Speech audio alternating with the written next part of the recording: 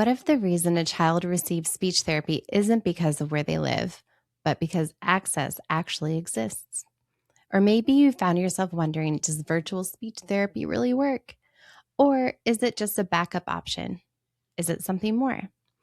Because after working in teletherapy for the past 6 years, I can tell you this. For many students, virtual speech therapy isn't the second best option. It's the only reason they're able to receive services at all. Hi, I'm Ellie, an SLP and the host of the Essential Teletherapist Podcast, dedicated to building community between remote speech language pathologists and helping you feel confident and supported in teletherapy. Whether you're fully virtual or just starting to explore it, you're in the right place. In today's episode, we're talking about the benefits of virtual speech therapy for both school districts and families.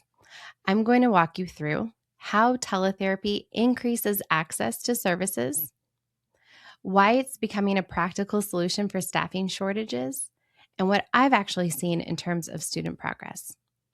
By the end, you'll have a clearer understanding of why virtual speech therapy is not just effective, but essential in many situations. Let's start with the biggest benefit, access. This is my favorite because at the end of the day, speech therapy only works if a student can actually receive it. Many school districts, especially in rural areas, are struggling to hire SLPs. And this becomes even more challenging when the students need something very specific, like bilingual services. In my own work, I regularly support school districts that have Spanish-speaking students, but no bilingual SLP available locally. And without teletherapy, those students might wait months, or they might not receive services at all. So teletherapy doesn't just make things more convenient, it actually makes services possible.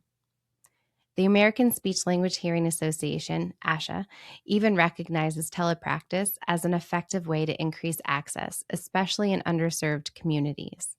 So let's take that a step further.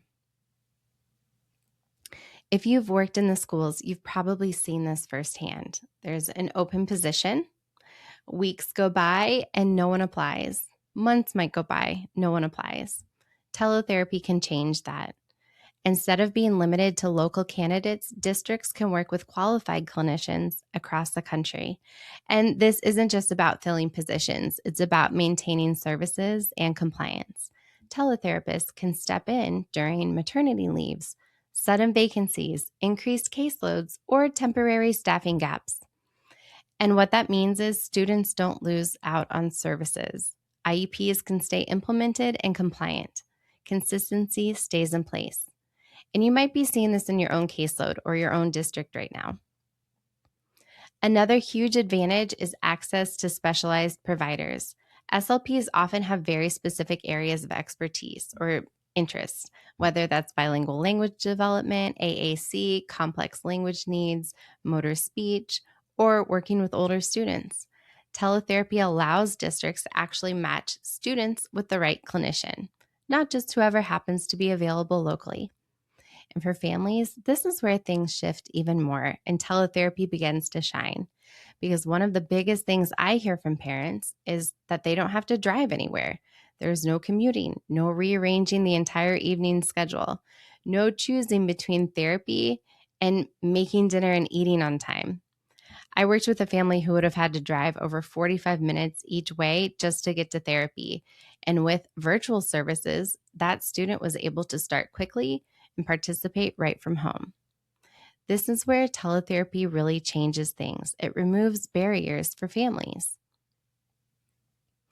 In my own practice, what I found is this: students can make excellent progress with virtual speech therapy.